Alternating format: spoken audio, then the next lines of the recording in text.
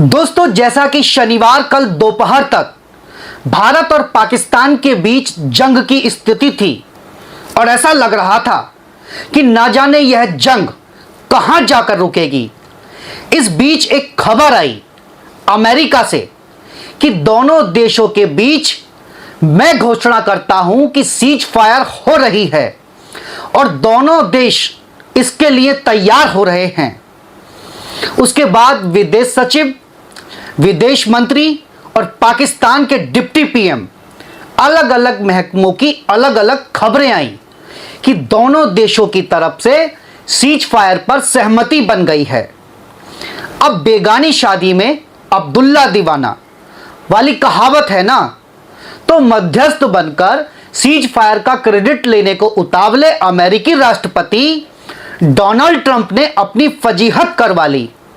वह कैसे? एक कहावत है ना, कुत्ते की दुम को अगर 12 साल नली में रखा जाए तो वह टेढ़ी की टेढ़ी ही रहती है। ऐसा हम क्यों कह रहे हैं? अब जब दोनों देशों के बीच सीज फायर पर सहमति बन गई थी तो अपने नापाक मंसूबों को अंजाम देने वाला पाकिस्तान इस समझौते पर टिक पाया? नहीं दोस्तों, चंद घंटों के भीतर ही उसने फिर हिमाकत कर डाली।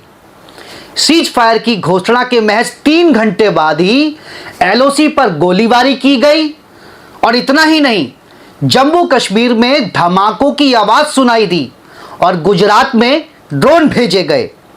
इस पर फिर देर रात विदेश सचिव विक्रम मिस्री को कहना पड़ गया कि जिस समझौते पर हम पहुंचे हैं उसका लगातार उल्लंघन किया जा रहा है। इसके बाद झूठ बोलने वाले पाकिस्तान, झूठी खबरें फैलाने वाले पाकिस्तान के विदेश मंत्रालय की तरफ से भी एक बयान आया जिसमें कहा गया वो सीज फायर के लिए प्रतिबद्ध हैं, भले ही भारत कुछ क्षेत्रों में उसका उल्लंघन कर रहा हो। मतलब उल्टा चोर कोतवाल को डांटे। भारत के जवाब में उसका विदेश मंत्रालय कह रहा है कि हम सीज फायर का पालन करने के लिए प्रतिबद्ध हैं, लेकिन भारत की ओर से ही सीज फायर का उल्लंघन किया जा रहा है।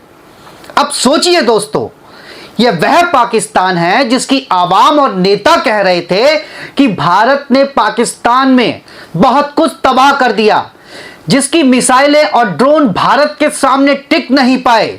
जिस पाकिस्तान ने सीज फायर पर सहमति की बात कही, वही पाकिस्तान कुछ घंटे भी अपनी बात पर कायम नहीं रह पाया। दोस्तों, शनिवार रात को सोशल मीडिया के प्लेटफॉर्म एक्स पर ट्वीट करते हुए जम्मू कश्मीर के मुख्यमंत्री उमर अब्दुल्ला ने एक सवाल किया, सीज फायर का क्या हुआ? श्रीनगर में चारों ओर धमाकों की आवाजें सुनाई दे रही हैं।